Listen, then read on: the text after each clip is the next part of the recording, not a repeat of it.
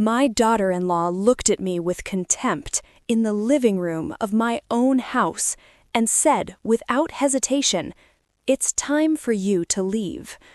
The silence that followed was deafening, but nothing, absolutely nothing, hurt more than seeing my own son lower his head and agree. In that moment, I realized it wasn't just disrespect, it was betrayal.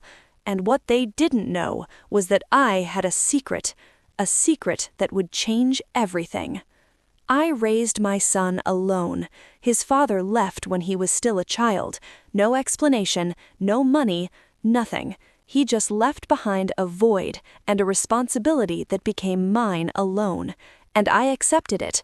I worked as a house cleaner during the day, and at night I took sewing jobs. There were days my hands would bleed from working so much. Nights I cried alone, not knowing if I'd be able to pay the bills. But every time I thought about giving up, I looked at him, and I kept going, because he was everything I had, and I promised he would have a better life than mine. He grew up, he became a respectful, hard-working man. At least, that's what I believed. I was proud of him, proud of every achievement, every step. When he got his first job, I celebrated more than he did. When he received his first paycheck, he handed me a portion and said, "This is for you, Mom. Everything I am is because of you." That day, I knew it had all been worth it. Then he told me he was in a relationship. I was happy. I wanted to see him build a family. I wanted to see him happy. When I met her, my daughter-in-law, I smiled. I was kind, welcoming, but something inside me didn't feel at peace. It was the way she looked at me, polite on the outside, cold on the inside, like she was evaluating me, like I was a problem, but I ignored it because I wanted to believe it was just my imagination.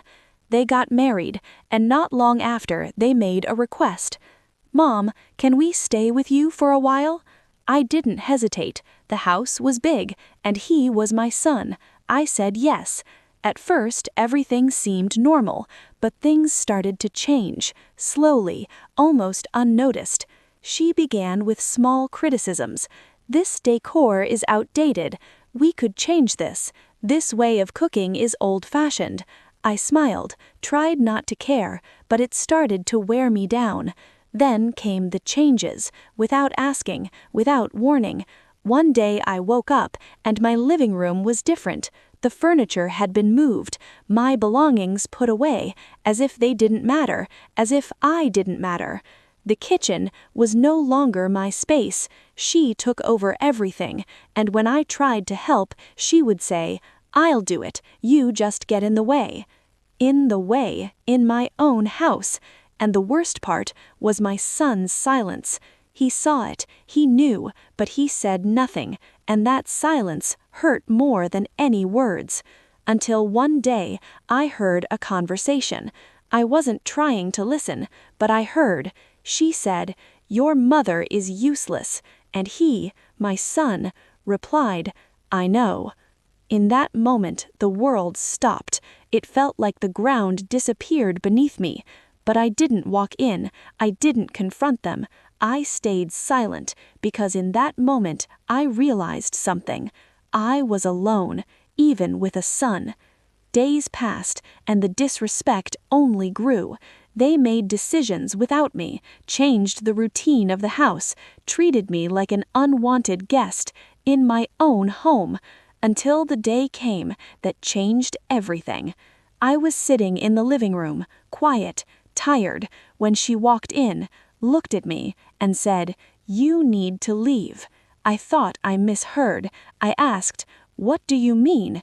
And she replied, cold, "This is no longer your place." I looked at my son.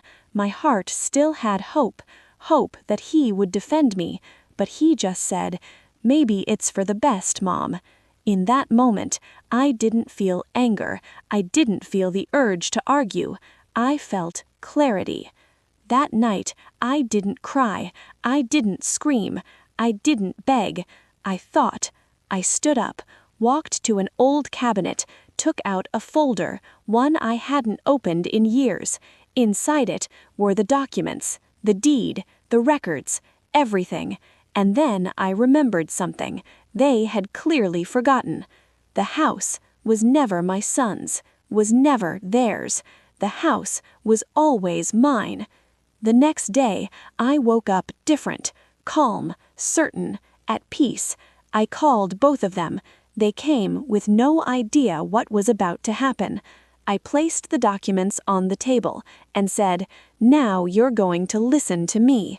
My daughter-in-law rolled her eyes, but when I opened the papers, her expression changed.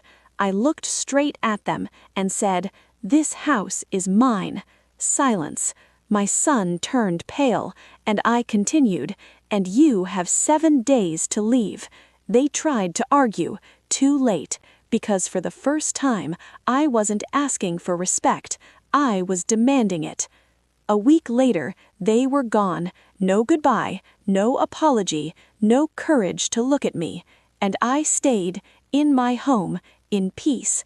And that day, I didn't lose a son. I regained something far more important, my dignity. And I learned something no one should ever forget. Respect is not requested, it is enforced. And those who forget that always learn the hard way.